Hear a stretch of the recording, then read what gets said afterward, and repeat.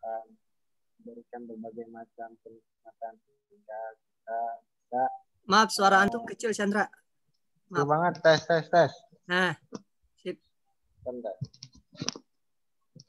Coba ditempelin ke bibir kali. tes. Ada kencang belum? Dah, kalah speaker masjid. Siap. Silakan. Astagfirullah, kamu istighfar, Ukti. Baik, insya Allah semoga teman-teman semua dirahmati oleh Allah dan senantiasa berada dalam kesehatan dan kegiatan. Semoga selalu senantiasa dimudahkan dalam beraktivitas ya. Seperti teman kita ini masih ada yang bekerja sampai malam, insya Allah sekali. Semoga Allah memudahkan urusan antum semua. Amin ya rabbal alamin. Nah, baik, pada kesempatan kali ini saya Budi Chandra NPM 3119108 bersama rekan saya Siti Dahria NPM 3118179. Nah, insya Allah pada mata kuliah sosiologi pendidikan ini kami akan membahas berkaitan dengan pendidikan dan profesionalisasi. Nah, Salman, gimana? Bisa? Bentar, masih proses karena ada yang biasa harus. Bentar. Saya sedikit membahas lebih dahulu. Di mana pendidikan adalah merupakan suatu kebutuhan bagi manusia. Pendidikan selalu mengalami perubahan, perkembangan, dan perbaikan sesuai dengan perkembangan dalam segala bidang, kemudian dalam perkembangan dari berbagai zaman. Nah,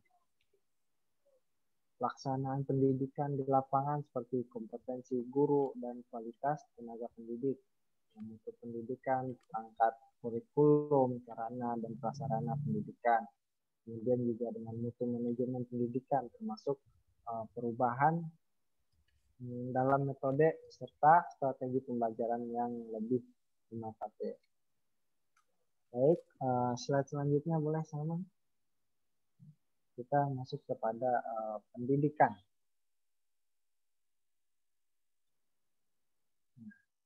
Apa sih pendidikan? Pendidikan ini dalam bahasa Inggris itu disebut dengan education. Kan dalam bahasa Latin berarti educatum yang berasal dari kata dan duco. Nah, ini memiliki arti perkembangan dari luar kemudian juga dari dalam ataupun perkembangan dari sedikit menuju banyak. Kemudian sedangkan duco berarti sedang berkembang. Dari sinilah pendidikan bisa juga disebut sebagai upaya guna mengembangkan kemampuan diri. Nah, menurut Wikipedia, pendidikan adalah pembelajaran, pengetahuan, keterampilan, serta kebiasaan sekelompok orang yang diturunkan dari satu generasi ke generasi berikutnya melalui pengajaran, penelitian, serta pelatihan. Kemudian pendidikan menurut Ki Hajar Dewantara sendiri adalah bahwa beliau mengemukakan pendapatnya tentang pendidikan adalah suatu tuntunan tumbuh dan berkembangnya anak. Nah, artinya pendidikan merupakan upaya untuk menuntun kekuatan kodrat pada diri setiap anak agar mereka mampu tumbuh dan berkembang sebagai manusia maupun sebagai anggota masyarakat yang bisa mencapai keselamatan dan kebahagiaan dalam kehidupan mereka.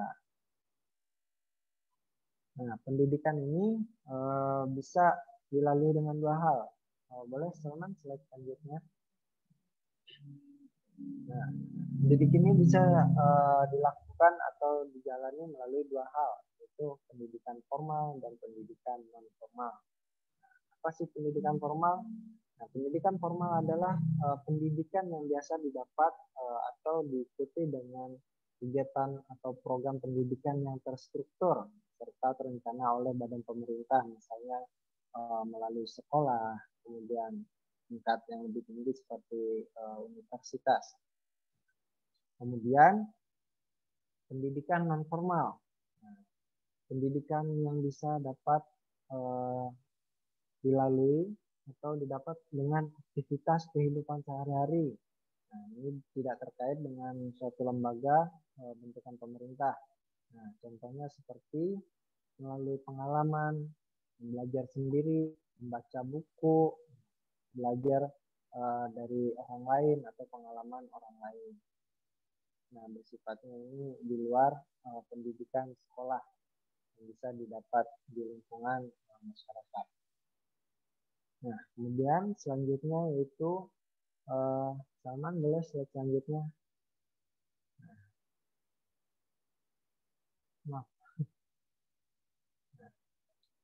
Nah, kita lanjut kepada tujuan dan fungsi pendidikan.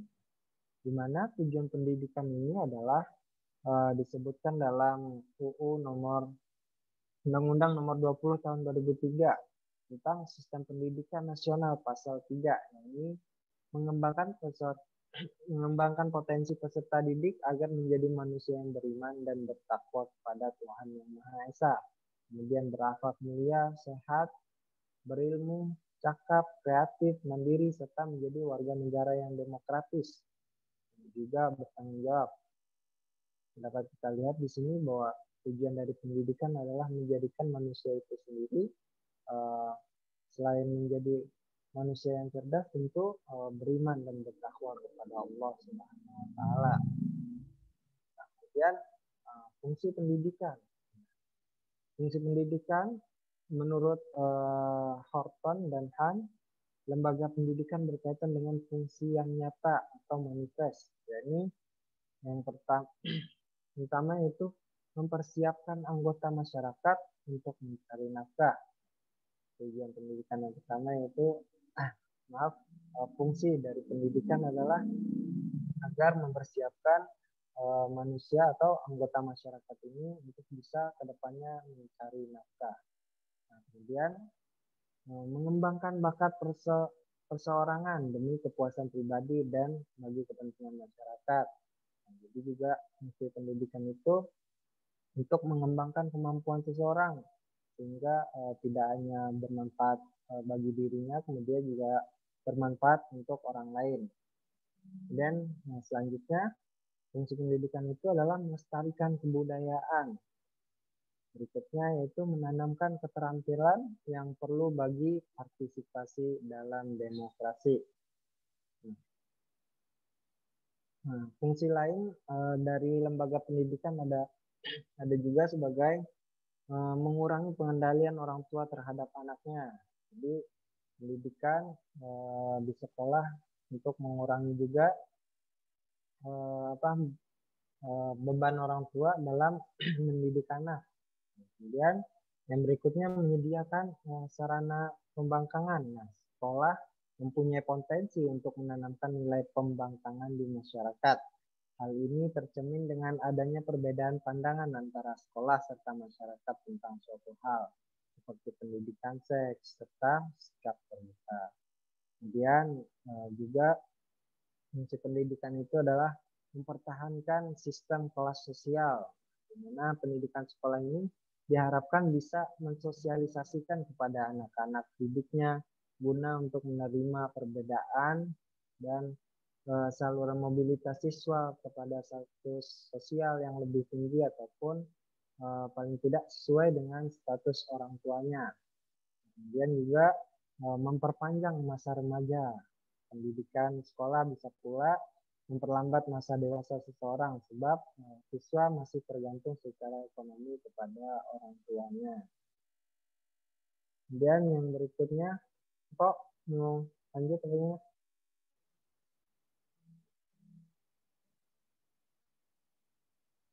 Kok Siti?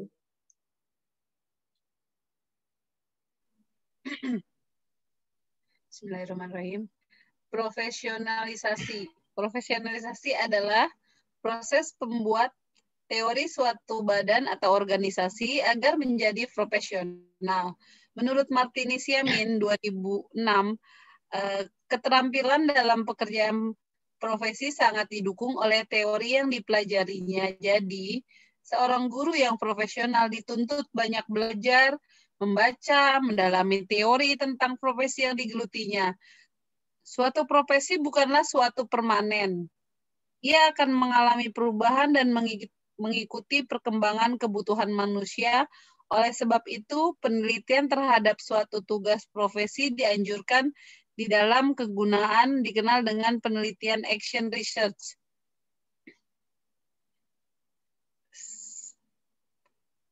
Boleh slide selanjutnya, Man?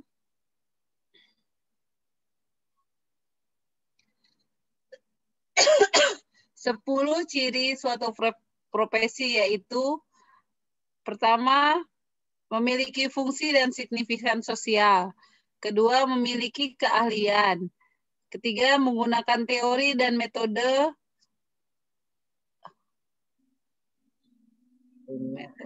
berapa itu? Metode ilmiah. Keempat, berdasarkan atas disiplin ilmu yang jelas. Kelima, diperoleh dengan pendidikan dalam masa tertentu yang cukup lama. Keenam, aplikasi dan sosialisasi nilai-nilai profesional. Ketujuh, memiliki kode etik. Kedelapan, kebebasan untuk apa sih, Chan? Nggak kelihatan, Chan. Kebebasan untuk memberikan judgement dalam memecahkan masalah dalam ruang lingkup yang terjadi, ruang lingkup kerjanya. Kesembilan, memiliki tanggung jawab profesional dan otonomi. Ke-10, ada pengetahuan dan masyarakat dan imbalan atas layanan profesinya. Slide selanjutnya, Man.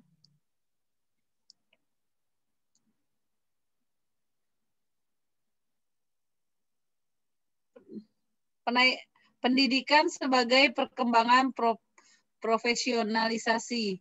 Berbicara pendidikan tidak luput dengan pengajar atau pendidik, yaitu seorang guru. Melihat dari realitas permasalahan yang dihadapi oleh guru, permasalahan itu merupakan salah satu faktor kuat mempengaruhi lambatnya peningkatan kualitas pendidikan di Indonesia. Dengan demikian, perlu dilakukan strategi-strategi untuk mempercepat menanggulangi permasalahan tersebut. Salah satu hal yang perlu dilakukan adalah peningkatan profesionalisme guru. Lanjut, Man.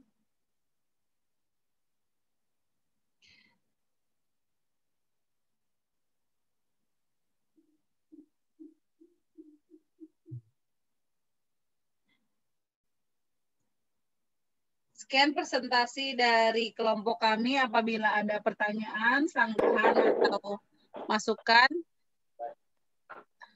dipersilakan kepada teman-teman. Ya, dikasih kesempatan. Silakan, Mas Salman, dikasih kesempatan. Ini judulnya apa ini tadi ini? Pendidikan dan profesionalisasi. Pendidikan dan Profesionalisasi ya. Ya. Oke. Ya, bagus judulnya. Silakan. Apa, mengapa, bagaimana, kapan, gitu ya. Di mana, itu aja kan seputar pertanyaan itu ya. Apa, mengapa, bagaimana, kapan, gitu. Mana, silakan ditanyakan. Ya, teman-teman yang ingin bertanya atau yang masih bingung, silakan disampaikan atau ingin menambahkan. Teman-temanku, Uktiwahi. Pada teman-teman, apabila ada yang ingin ditanyakan, disanggah atau ditambahkan, dipersilakan. Teman-temanku yang goib, woi. Kalau nggak ada Bapak deh. Ada dan tiada ini, Pak. Ya, Bapak ngasih deh dikit. Antara ada dan tiada. Ada yang mau ditanyain ke teman-teman Agung ini kayaknya semua. mau nanya itu, Pak. Gitu. Saudara Agung mau nanya, Agung. Raise hand.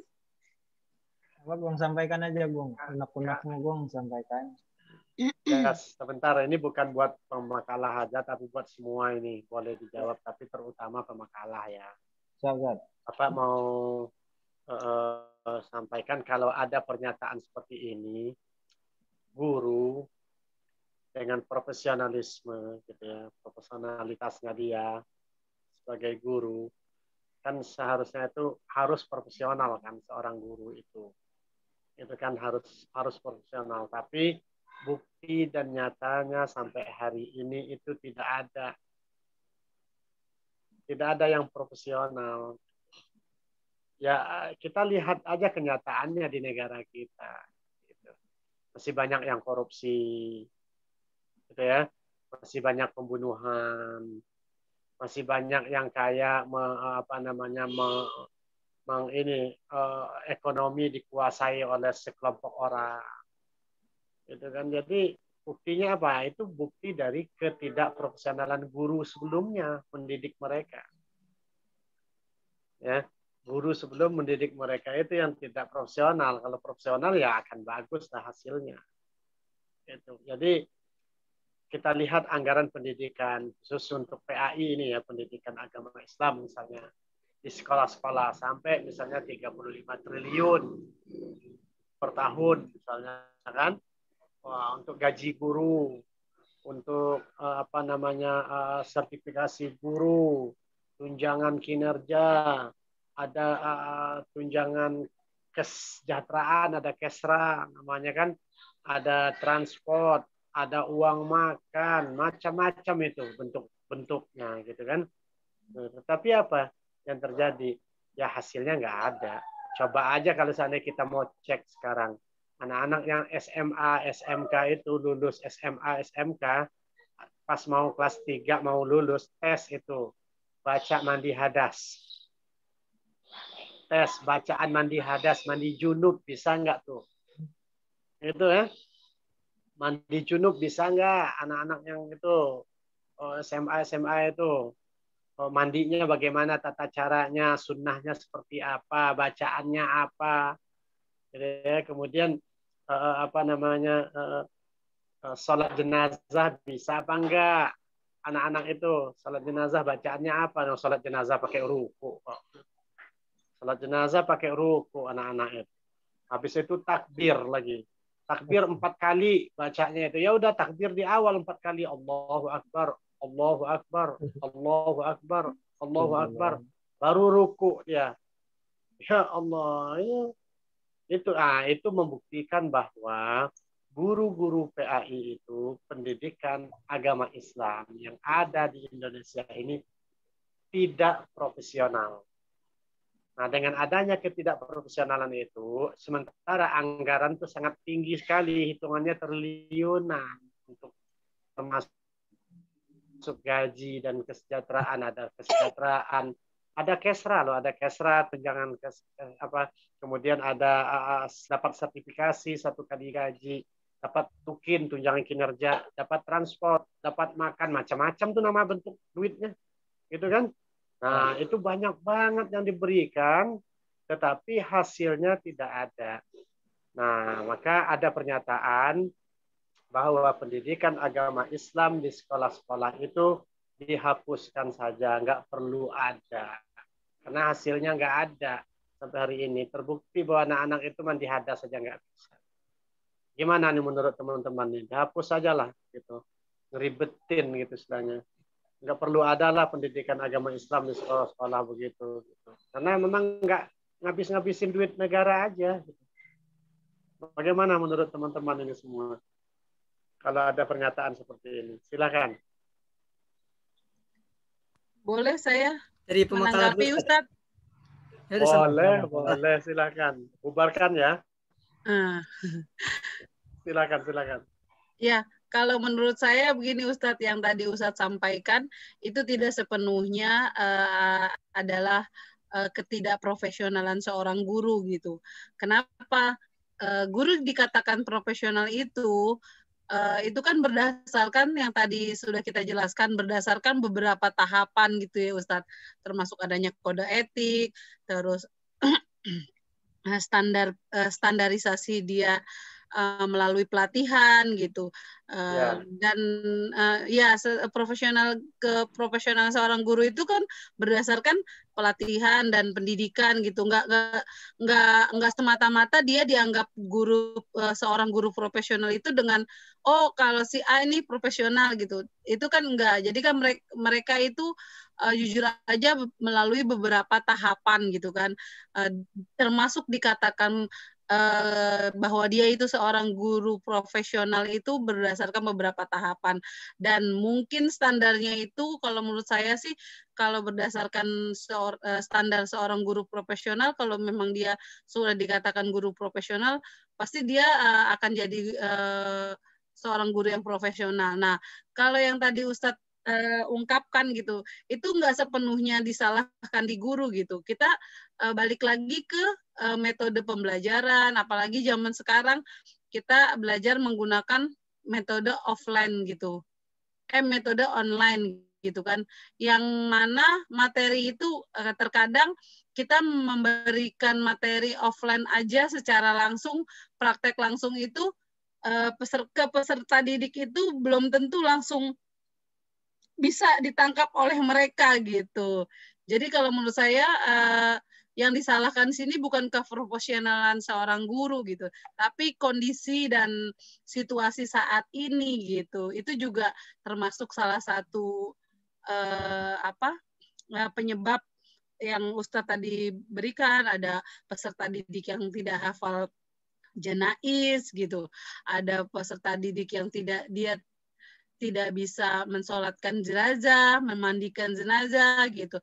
Bahkan sampai mandi junub atau mandi hadas besar aja dia nggak tahu gitu. Jadi kalau menurut pendapat saya sih, itu bukan berdasarkan kegagalan profesional seorang guru gitu, tapi kita balikan lagi dengan keadaan kita saat ini, dengan metode-metode kita yang saat ini, dan dikondisikan tidak memungkinkan untuk offline gitu. Nah, itu kan justru disitulah ditantangnya keprofesionalan seorang guru gitu. Jadi kalau menurut saya, kalaupun memang PAI ini mau dihapuskan, kalau menurut saya itu sih sebenarnya hanya alasan politik aja gitu. Tapi kalau berdasarkan yang tadi Ustadz bilang, saya rasa bukan disalahkan ke profesionalan seorang guru gitu. Gitu sih Ustadz. Itu kalau menurut pendapat saya gitu Ustadz. Jadi yang disalahkannya bukan keprofesionalan seorang guru, tapi balik lagi dengan kondisi saat ini, sistem belajar kita gitu. Jadi kita jangan menyalahkan guru gitu kan, metode juga diperlukan gitu kan. Terus sistem belajar kita perlukan juga gitu. Jadi nggak semata-mata itu karena kegagalan seorang guru gitu. Gitu aja sih Ustadz. Ya, atau teman-teman boleh ada yang mau. Kalau itu menurut pendapat saya ya Ustadz. Ya, bagus. Kalau seandainya siswa itu nggak bisa baca Al-Quran, nggak bisa mandi hadas, nggak bisa, itu kan kalau anak-anak SMA itu dites satu persatu untuk ujian akhir baca Al-Quran itu kan, ya Allah, baca alif lam mim aja tuh alif lam mim, seharusnya begitu kan. Bacanya nggak begitu, dia dibacanya fathah, A-nya alif fathah A, lam fathah, gitu kan, la, mim fathah, ma. Jadi bacanya tuh alama, ya Allah, gitu ya. Ini baca alif lam mim aja itu awalnya gitu. Ada yang baca begitu, alama. Masa baca alama gitu ya. Nah, itu kalau seandainya bukan guru PAI yang disalahkan, ya siapa yang harus kita salahkan di sini? Karena kan yang bertanggung jawab untuk mengajarkan tentang ilmu agama itu kepada siswa di sekolah tersebut adalah guru PAI. Masa kita minta pertanggungjawaban kepada guru Pancasila tentang tata cara salat atau mandi hadasnya siswa-siswi itu, atau bahasa Inggris, kan nggak mungkin. Pasti minta pertanggungjawaban dari guru PAI, karena guru PAI lah yang mengajar pendidikan agama Islam di sekolah tersebut. Nah, jadi kalau kondisi COVID ini kan baru 1,5 tahun ini, yang sebelum-sebelumnya juga seperti itu ya, siswa-siswi itu banyak sekali. Boleh terjun deh ke sekolah langsung, mungkin ada yang ngajar SMA, ada yang ngajar SMK di sini, Kita boleh dites di anak-anak itu kelas 10, kelas 11, kelas 12 itu diuji lah. Gitu. Dites mereka kemampuannya untuk baca Al-Quran, untuk mandi junub, ditanyain satu-satu deh bacaannya apa. Banyak yang nggak hafal. Nah kalau seandainya mereka nggak bisa mandi junub, itu dosanya itu ke orang tua mereka atau kita sebagai guru PAI gitu. Nah ketika anak-anak itu nggak bisa mandi junub di sekolah itu ya berarti apa? Ada tanggung jawab yang terlepaskan, yang terlewatkan oleh guru PAI di sekolah itu. Nah, berarti guru ini tidak profesional.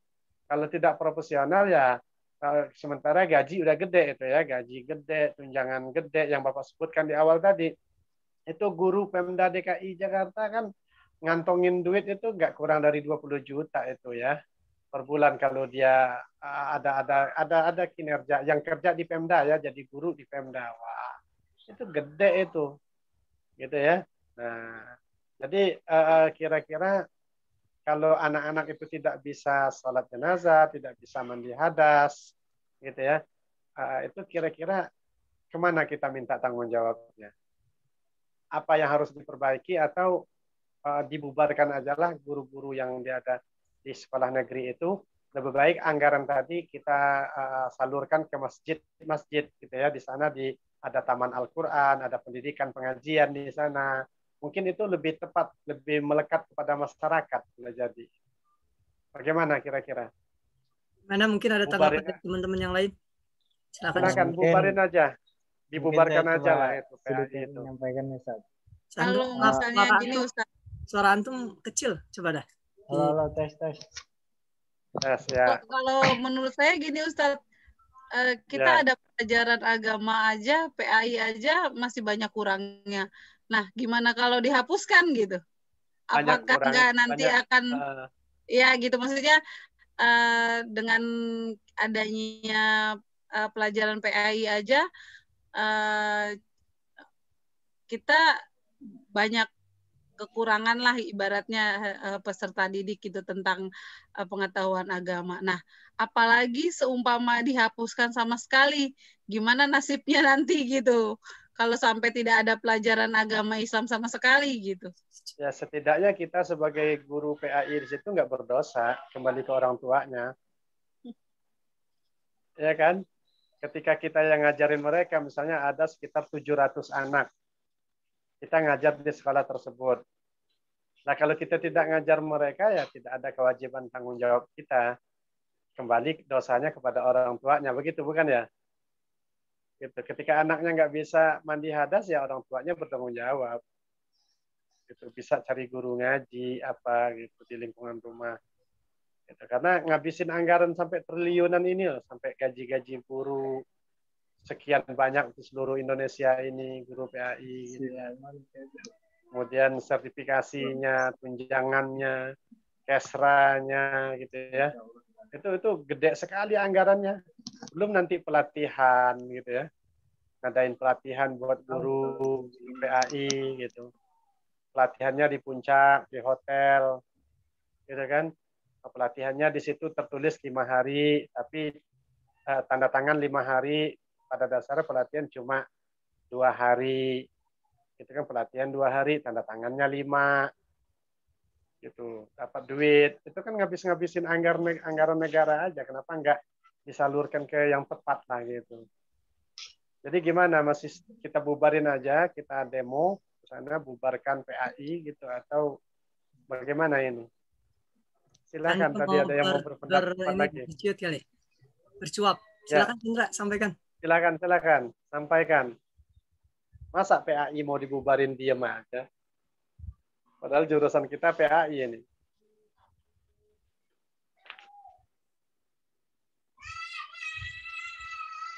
Teman-teman yang lain, mungkin ada yang mau disampaikan. Ya, Chandra dulu. Silakan. Bapak mau dengerin alasannya ini, bisa mempertahankan nggak nih PAI ini harus ada atau harus dihapus gitu aja? Kalau harus ada bagaimana? Mungkin silakan. Saya coba sedikit menanggapi Ustaz. Ya, silakan. Kadang menurut saya sih, pendapat saya nggak bisa dipungkiri juga kadang ya, kalau melihat guru-guru PAI di sekolah umum itu kadang apa ya, melihatnya itu ketika berbicara profesional itu ya profesionalnya dalam sebuah profesi gitu, artinya ya sudah gitu, tugasnya profesionalnya sebagai guru aja, artinya tidak menindaklanjuti ke depannya gitu, artinya ketika telah menyampaikan materi bukan berarti sudah selesai gitu kan, tapi yang dikurangnya itu ya lebih kepada pendidikan karakternya gitu Sat. Bagaimana anak-anak itu ya tidak hanya cuma bisa menerima materi pelajaran dari PAI itu ya hanya sekedar kayak sebatas penyampaian materi dipahami udah pulang gitu aja, kadang merasa kayak gitu juga sih. Nah, bagaimana ya kedepannya itu ya kalau pengen lebih baik ya juga aturan bukan malah dihilangkan pelajaran agama itu, tapi ya bagaimana juga akan lebih baik itu ditambah gitu pelajaran agamanya. Kemudian juga guru-guru yang disiapkan untuk PAI ini harus benar-benar lebih benar-benar disiapkan untuk mendidik anak itu supaya benar-benar berkarakter akan agamanya gitu, tidak hanya cuman paham saja gitu kan, tapi pada prakteknya enggak gitu kan. Nah, bagaimana guru-guru yang disiapkan itu ya harus benar-benar sesuai gitu, bisa menyampaikan, tidak hanya menyampaikan akan tapi mampu mendidik generasi itu yang berkarakter gitu, benar-benar dalam karakter agamanya itu kelihatan dalam kehidupan sehari-hari. Ya makanya perlu juga penambahan jam pelajaran ini gitu, selain berkaitan dengan gurunya tadi gitu. Nah, kalau jika dihilangkan ya bagaimana mau seperti yang tadi, seperti menghilangkan anak-anak itu paham akan mandi jenazah aja enggak gitu. Ya terkadang gitu yang disampaikan cuma materi aja, sudah selesai ya sudah gitu kan. Kalau melihat, apalagi melihat di sekolah-sekolah umum itu kan pelajaran agama itu cuma sedikit gitu. Nah, belum lagi pada kalau berbicara agama itu kan lebih pada aturan, lebih banyak praktek juga gitu, tidak hanya sebuah materi aja gitu. Nah, mungkin kalau menurut saya sih selain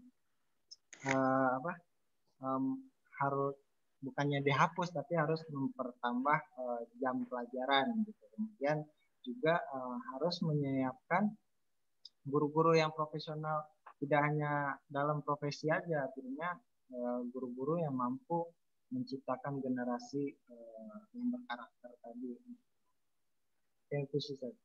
Oke, teman-teman yang lain ada yang mau disampaikan kembali? Silakan, Mas Salman.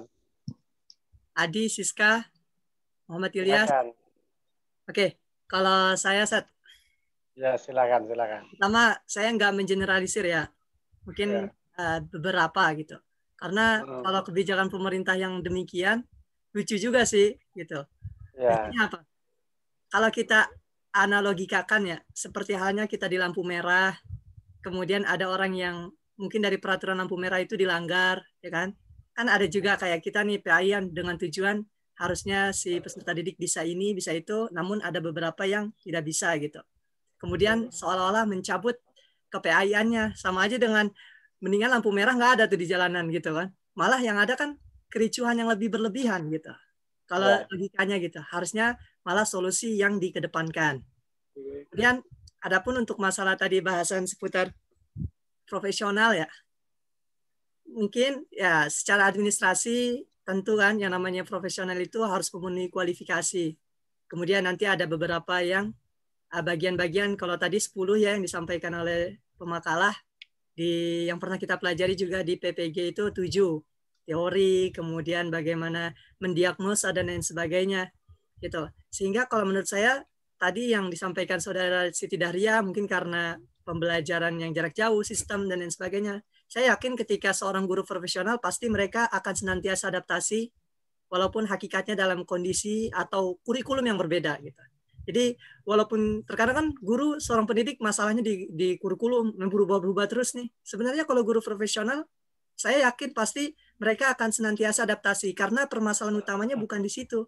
Permasalahan utamanya itu bagaimana dia mengimplementasikan kepada peserta didik agar tentunya yang lebih baik kayak gitu. Nah, untuk masalah tadi anggaran ya. Kemudian tentu di sini tidak terlepas dari oknum-oknum ya. Yang tadi Antum sampaikan, mungkin pelatihan di villa 5 hari, tapi nyatanya cuma 2 hari dengan anggaran yang 5 hari, dengan tanda tangan yang 5 hari. Itu pasti ada aja orang-orang seperti itu. Makanya tentu ini merupakan ujian juga ya, ujian bagi mereka guru-guru yang memang benar-benar apa ya, memang panggilan jiwanya gitu. Itu benar-benar menjadi godaan besar, apalagi kan kita dituntut satu paket untuk mengajak kepada kebaikan dan mencegah kepada keburukan. Namun posisi di situ kita nggak punya power, kekuatan untuk bercuap, untuk berkata-kata dan lain sebagainya. Kalau menurut saya kurang tepat kalau kePA-an itu dihilangkan. Ya, seharusnya tentu ini merupakan PR juga karena perkembangan peserta didik itu banyak faktor.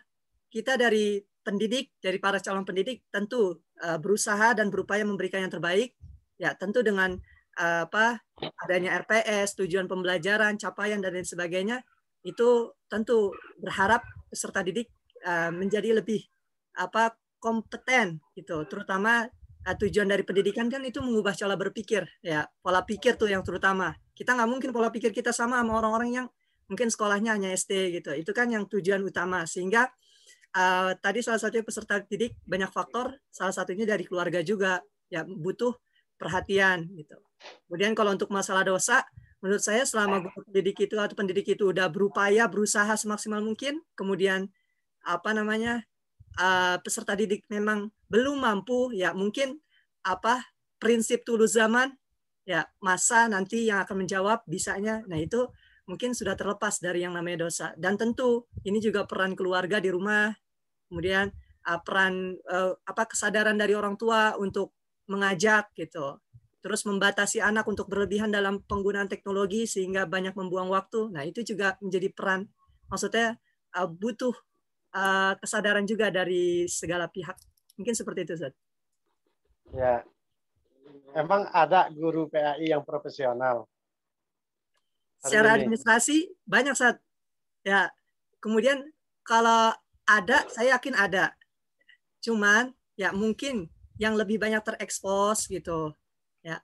Itu duri-durinya, maksudnya bagian-bagian yang tidak bagusnya gitu. Sehingga seharusnya ya solusi yang dikedepankan gitu. Itu guru PAI pacaran sama guru BK kok. Guru BK udah punya suami, guru PAI-nya udah punya istri. Ya kan itu beberapa, ya kan? Pacaran ya. Kan? Itu terjadi. Guru PAI pacaran dengan guru BK. Seharusnya ngatasin masalah siswa, berkolaborasinya malah mereka berdua yang bikin masalah. Itu ya, ada tuh guru PAI yang begitu. Kemudian ada anak-anak umur SMA gitu curhat ke gurunya, gitu kan, curhatnya berduaan lagi di ruang kelas, yang lain udah pada pulang semuanya, lama kelamaan timbul rasa hamil anak orang. Ada yang terjadi. Makanya tadi Bapak nanyain kalau memang ada guru PAI yang profesional saat ini. Saya yakin ada, Sat. Ada. Bahkan banyak. Buktinya dengan banyaknya peserta didik yang memberikan nama baik di kancah internasional, ya, dengan debat bahasa Arab di kancah internasional mendapatkan hasil yang bagus, itu kan salah satu hasil. Ya tadi kan kalau antum dari sudut pandang yang jelek-jeleknya gitu ya. Kalau ini itu kan dari pesantren ya. Ya beberapa bagian. Ya bukan dari SMA kan? Ya. Berarti kalau pesantren memang bagus pendidikannya. Kalau pesantren mah internasional, bahasa Arab, bahasa Inggrisnya memang bagus. Yang kita ini sekarang kan PAI ini kan pendidikan agama Islam yang ada di sekolah-sekolah umum, gitu kan. Pertama guru-gurunya itu kalau disodorkan tentang teknologi terkesan terbelakang. Suruh bikin ini PowerPoint nggak bisa. Suruh import video masuk ke sini nggak bisa. Yang banyak sekarang ini keterbelakangan, jadi teknologi nggak menguasai guru-guru PAI. Si kalah tuh dengan guru-guru yang lain gitu. Nah, jadi keberadaannya di sekolah itu cuma ngeribetin doang. Ya udah bubarin aja, buat apa adanya dia di situ. Istilahnya kan wujuduhu ka'adamihi kan, adanya dia di situ tuh seperti nggak adanya, buat apa gitu. Gitu. Gimana tuh kira-kira? Ya dari segi kurikulum nggak ngerti, ya.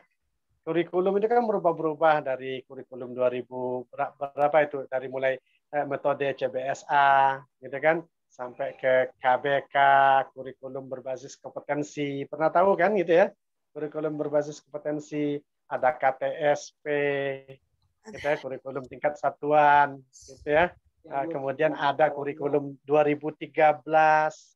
Itu berubah-berubah semua. Nah, yang jadi permasalahan guru PAI itu pada nggak menguasai itu pada nggak menguasai yang namanya apa namanya, ya itu suruh mikir begitu-begitu nggak bisa, tapi kalau suruh ceramah oke.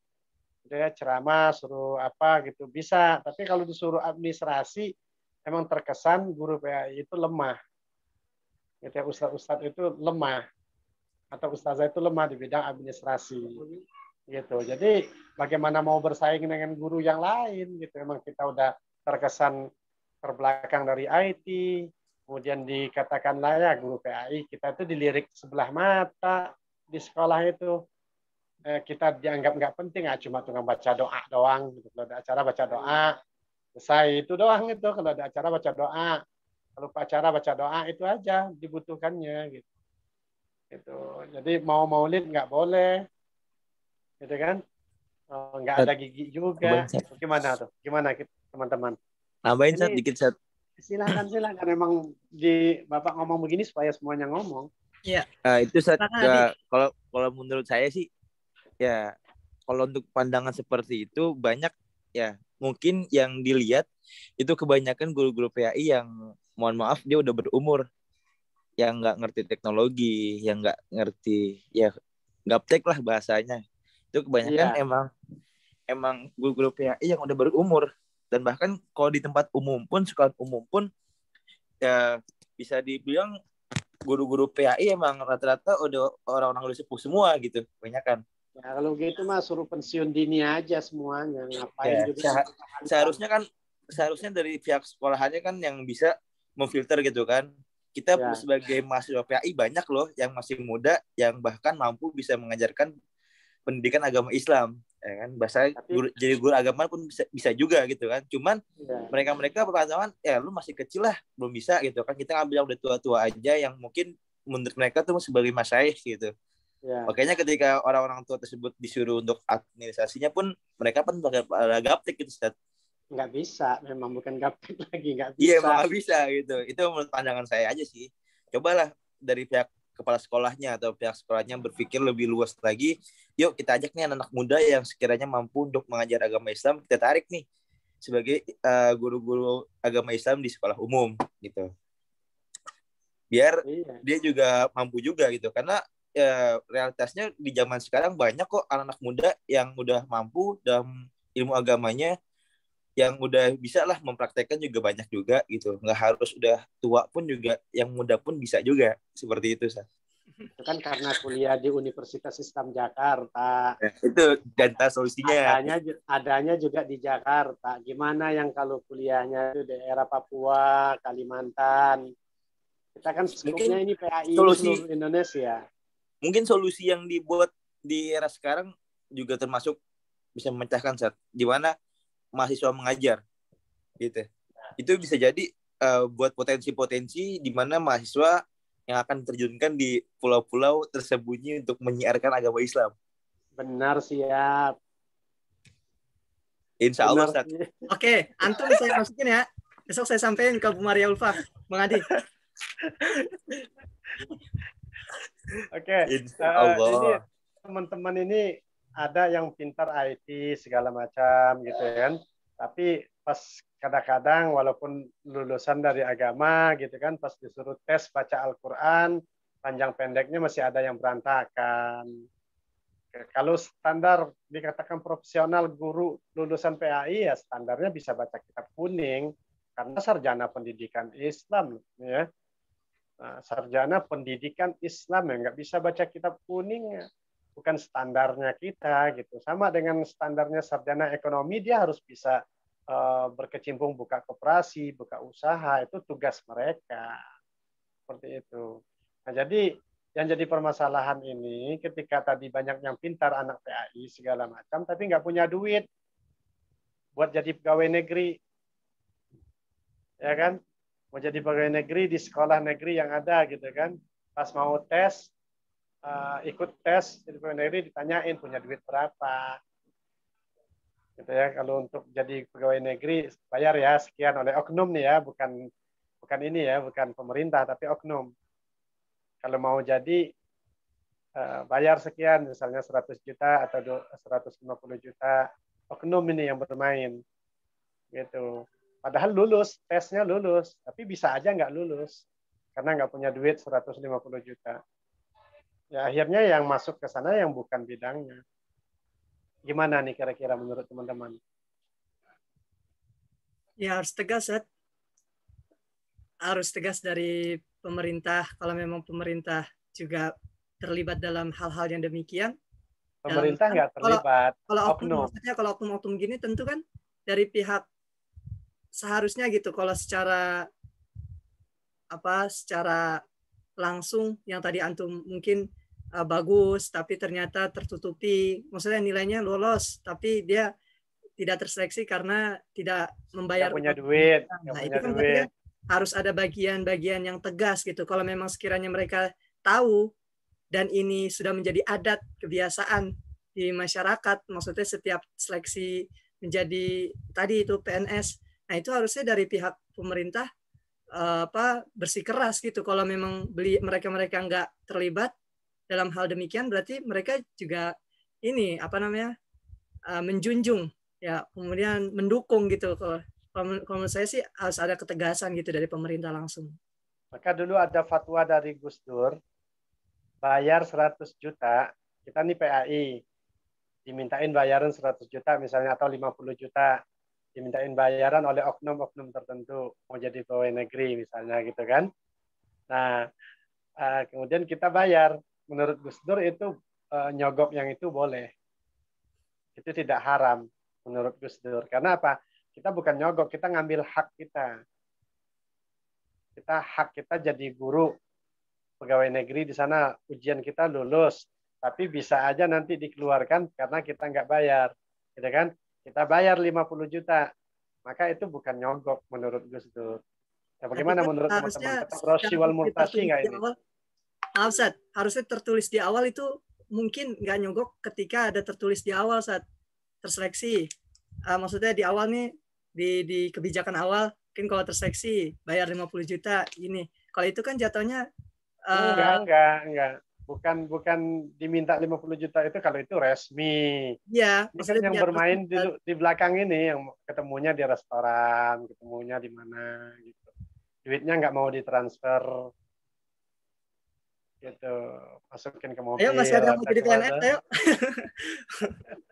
Silakan. Kalau menurut saya sih ya gitu, Ustaz. Maksudnya kalau pemerintah ingin mencari solusi ya bukan dengan menghilangkan gitu, Ustaz. Jadi kalau ingin ya dengan tadi, Ustaz, maksud saya ya artinya pemerintah harus benar-benar menyiapkan artinya guru untuk menjadi guru PAI itu bukan hanya sebatas pemahaman yang kayak gitu, artinya benar-benar disiapkan gitu, maupun ketika di kuliahnya gitu, baik yang mengambil jurusan PAI gitu kan, yang artinya disiapkan untuk menjadi calon guru gitu kan, ya kembali disiapkan guru itu benar-benar memiliki pemahaman gitu, benar-benar tentang dan tentang agamanya gitu kan, tidak hanya mampu mendidik secara materi aja, tapi dia mampu menciptakan generasi yang berkarakter gitu. Dengan ya persyaratan-persyaratan tadi, kalau misalkan cuma ngehapus doang itu mah bukan sebuah solusi gitu loh, buat kalau pemerintah dengan sikap seperti itu gitu, malah mungkin akan menimbulkan permasalahan yang baru gitu. Ya, kalau mau mencari solusi ya dikembangkan gitu, bukan mau dihapus gitu. Saya tapi nggak setuju nih kalau dihapus, guru PAI ditiadakan, nggak setuju. Ya setuju, Ustaz. Harus ditambah. Ya. Ditambah jamnya. ditambah jamnya. Kemudian untuk menjadi guru PAI pun perlu dipersiapkan benar-benar gitu, setidaknya. Kalau seandainya guru PAI minta tambah jamnya, misalnya jadi 6 jam dalam seminggu. Agama Kristen, Buddha, Hindu minta juga 6 jam. Bagaimana kira-kira? Kita kan negara Pancasila. Ya, Gak masalah, gak masalah. Nggak masalah. Gak apa-apa, Mas Ade. Gak masalah, saat yang penting ya dia mengajar buat ya umatnya dia sendiri. Agamanya gitu. dia sendiri. Betul. Gak apa-apa ini. Ya nggak masalah sih sebenarnya. Mau dia sampai seharian pun juga nggak masalah gitu. Yang penting kan yang diajarin tuh bukan mengkristenkan orang Islam, tapi ya emang dia mendidik untuk umatnya masing-masing. Akum dinukum waliyadin lah bahasanya. Oh begitu. Ya. Berarti harus ditambah jam pelajarannya ini. Bagusnya begitu, saya. Ya, kira-kira kalau kita mau ngasih usulan itu alasannya itu harus lebih tepat. Karena DPR MPR nggak bakalan bisa ketuk palu kalau seandainya alasannya nggak tepat. Itu kan ada juga dikurangin jamnya. Kalau perlu ditiadakan pelajarannya. Kembali ke pesantren. Kembali ke masjid. Udahlah, agama mah belajar sesuai dengan agama masing-masing lah. Nggak usah di sekolah. Gitu kan. Itu sekolah mah belajar umum aja kita. Ilmu dunia. Kalau agama mah kembali ke masyarakat. Gitu. Jadi ngeribetin istilahnya kan, disuruh presentasi nggak bisa, disuruh berpendapat nggak ngerti, diajak ngomong bahasa Inggris nggak tahu gitu ya. Jadi apa itu guru-guru PAI begitu gitu ya. Kalau ada acara aja disuruh baca doa orang sekarang udah bisa, ada kita baca Fatihah pembukaan, mari kita tutup dengan alhamdulillah, itu masyarakat umum bisa, nggak perlu pakai doanya panjang-panjang. Kalau baca doa panjang malah mereka bosan, gitu kan. Ngapain nih baca doa, emang hajatan apa gitu kan. Gitu. Jadi guru itu masih terkesan di masyarakat masih seperti itu, ya, terkesan di masyarakat masih seperti itu, apalagi guru PAI gitu. Terkesannya itu keterbelakangan, kuno, gaptek, nggak ngerti apa-apa, bahkan maaf gitu ya. Dari ini gitu ya, duitnya juga nggak punya gitu ya. Ya Allah gitu, sedih amat gitu ya ngelihat nasibnya begitu gitu. Makanya kalau teman-teman ini punya usul gitu ya, dan tidak mau PAI ini dihilangkan, susun dong gitu ya. Susun, buat rancangan, ajukan gitu ya, suarakan. Sekarang kan musimnya musim medsos. Silakan nulis ya di Google, boleh nulis di Google gitu ya tentang keutamaan menjadi guru PAI, pentingnya guru PAI di sekolah atau peranan guru PAI di sekolah gitu ya. Apa saja yang harus dilakukan oleh guru PAI yang profesional. Kita tidak berbicara tentang guru-guru yang lain ya. Kita berbicara tentang guru PAI aja, karena yang profesional itu seperti apa guru PAI itu ya, tampilannya harus oke. Datang ke sekolah harus keren, wangi, gitu ya. Harus wangi guru PAI, gitu ya. Harus kaya juga, gitu. Harus punya duit, gitu ya. Jadi jangan terkesan nanti kita nggak punya duit, guru PAI harus punya duit juga kita itu, gitu ya. Nah jadi menurut Bapak sekarang PAI itu diusulkan saja ke pemerintah dengan cara kita buktikan terlebih dahulu. Bikin sekolah, ada sekolah misalnya itu kelas berapa nih, kelas 10. Kelas 10 itu kelas 1 SMA kan. Kelas 1 SMA itu kelas A, diadakan murojaah Al-Quran jam 7 sampai jam 9 murojaah Al-Quran. Wajib setiap hari, Senin sampai Jumat. Gitu kan? Wajib jam 9 sampai jam 2 atau jam setengah 3 itu pelajaran umum. Kasih itu pelajaran umum. Gitu ya. Tentu ada juga nanti pelajaran agamanya di situ ya, 3 jam pelajaran kalau di situ. Ya, 3 jam pelajaran agama sekarang. Nah, kemudian nanti di akhir wajib anak-anak itu sholat jamaah di sekolah, zuhur. Dikoordinir oleh guru PAI. Satu kelas ini aja ya. Yang satu kelasnya lagi dibiarkan. Misalnya ada 2 kelas nih, kelas A dan kelas B. Yang satu kelas ini dididik dengan cara seperti ini, murojaah jam 7 sampai jam 9. kemudian nanti salat zuhur berjamaah, salat duha diadakan, kemudian nanti belajar tetap berjalan. Sebelum pulang murojaah Al-Quran lagi, baru ditutup salat asar, baru pulang. Yang satunya lagi, jam 7 sampai jam 3, itu diberikan pelajaran semuanya. Umum, pelajaran umum semuanya, matematika, apa, fisika. Perdalam aja di situ. Gitu ya, perdalam di situ.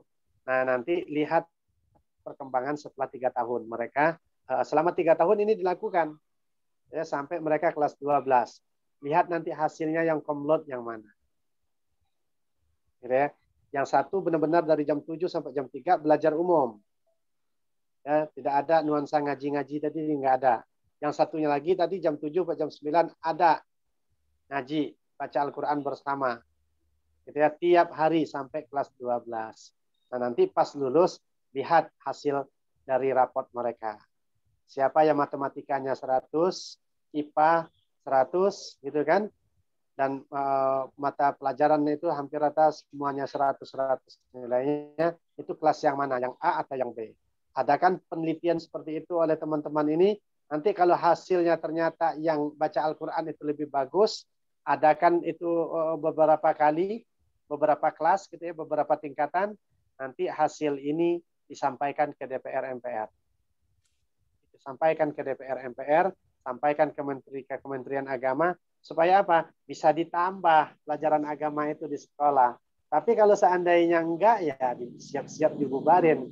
Apalagi kalau seandainya ada yang berwacana mengatakan, bubarkan saja, enggak penting. Ada yang ngomong begitu kan. Kemudian kita diam. Ketika kita diam, ya mereka bikin aturan bubarin. Makanya Bapak berbicara seperti itu bukan kemauan Bapak, tetapi Bapak ingin teman-teman itu, ya, teman-teman itu bisa ini, apa namanya, bangkit, perjuangkan PAI ini. Eksistensi kita itu diperjuangkan supaya kita itu eksis dan ada, gitu ya. Kita itu bangkit, kita berwibawa, kita itu hebat, kita itu guru profesional, kita itu orang kaya. Guru PAI itu kaya-kaya, gitu kan. Guru PAI itu ganteng-ganteng, guru PAI itu cantik-cantik. Kita itu kalau ngomong didengerin oleh semua guru dan diseganin oleh guru-guru, diseganin oleh kepala sekolah. Itu yang diharapkan, bukan kita dianggap sepele keberadaan kita di situ. Ya, bangkit. Bagaimana caranya kita menjadi guru yang profesional? Itu seperti itu. Ya, Allahu Akbar. Ya. Iya. Nah, bangkit, kita harus bangkit. Dari mana lagi bangkitnya kalau bukan dari sini, teman-teman ini? Ya, bangkit. Semuanya harus bangkit. Jangan seandainya tidur aja nih, apalagi pandemi seperti ini, tidur aja yang diperbanyak, gitu ya. Berkreasi lah, gitu ya. Berkreasi lah, belajar, ngajar. Banyak lah masyarakat itu nungguin kita. Masyarakat nungguin kita. Diharapkan kita itu yang untuk mendidik. Dan ini guru PAI ini adalah satu-satunya profesi menjadi pewaris Nabi. Ya, karena apa yang disampaikan itu, apa yang disampaikan oleh Nabi, risalah Nabi kan yang disampaikan. Apa yang disampaikan oleh guru-guru PAI itu adalah risalah Nabi. Yang lain enggak, bahasa Inggris mah enggak nyampein risalah Nabi, dia past tense, simple present tense, simple future tense, enggak ada urusannya dengan hadis Nabi. Gitu ya. Yang ada urusan dengan hadis Nabi, pewaris para Nabi, ya guru PAI ini. Kita-kita yang hadir di sini. Gitu ya. Bukan sembarangan mengemban amanah sebagai pewaris Nabi itu. Ya. Maka kalau jadi pewaris Nabi, jadilah pewaris Nabi yang profesional. Gitu. Ditawarin bahasa Inggris is okay. If you want speak English with me is okay. Ya. Whatever. What you want to say, gitu ya. What you want to say? English. Kalau if we give our religions to others, it's about our religions to another country. If we want to explore our religions, we must speak English well. If we cannot speak English, they don't understand what we say. Harus bahasa Inggris. Guru agama harus bisa bahasa Inggris. Bagaimana agama Anda akan diterima oleh mereka-mereka? Nah, apa? Mereka nggak ngerti bahasa kita. Ya. harus bahasa Inggris lah. Makanya pesantren itu bahasa Arab, bahasa Inggris wajib hukumnya. Ya. Kalau masih ada 1-2 kiai yang mengharamkan, ada sih bahasa Inggris haram hukumnya gitu ya, ada gitu ya. Ada. Tapi ya kalau Pak Darmawan sih wajib. Karena apa? Ya kita bagaimana mau ceramah di depan orang-orang luar negeri, di depan Australia kalau misalnya kita nggak bisa bahasa Inggris. Gitu ya. Ada kesempatan untuk kuliah di luar negeri, tes TOEFL dulu, nggak bisa, nggak bakalan lolos. 500 TOEFL-nya gitu ya, nggak bisa kita ke luar negeri. Coba kalau bisa bahasa Inggris, bisa kuliah di Jerman, gitu kan? Bisa kuliah di Amsterdam, bisa kuliah di Kairo, gitu dong. Ya, S2-nya nanti di Kairo lah ya semuanya ini, teman-teman ini. Amin. Pulang ke Indonesia jadi dosen lagi di UIJ teman bapak ya. Jangan lupain UIJ dong, gitu ya. Ya udah, baik. Semangat untuk guru-guru PAI, calon-calon guru PAI. Harapan bangsa ini ada di Anda semua. Perjuangkan PAI, harus tetap eksis berada di Indonesia ini. Ya. Jadilah guru PAI yang jujur, jadilah guru PAI yang profesional, yang hebat, yang tangguh, yang gagah, yang pokoknya segala-galanya dia punya. Gitu ya. Itu saja mungkin. Halo teman-teman. Ya, Mas Salman mungkin ya kira cukup ya untuk malam ini ya. Insyaallah, Ustaz. Ini Bapak masih di Buaran ini mau pulang. Ya, baik. Ya, baik. Silakan. Hati-hati Pak di jalan, Pak. Ya, siap. Silakan. Baik, terima kasih telah teman-teman semua dan kepada Bapak dosen yang telah menambahkan. Baik, saya tutup makalah yang telah disampaikan. Semoga bisa dipahami dan bisa menjadi rujukan. Insya Allah. Baik, saya tutup dengan doa kafaratul majelis. Subhanakallah wa bihamdik, asyhadu an la ilaha illa anta, astaghfiruka wa atubu ilaik. Alhamdulillahi rabbil alamin. Ya, pamit ya. Amin. Ya, assalamualaikum. Waalaikumsalam warahmatullahi wabarakatuh. Warahmatullahi wabarakatuh. Terima kasih, Ustaz. Sama-sama. Ustaz.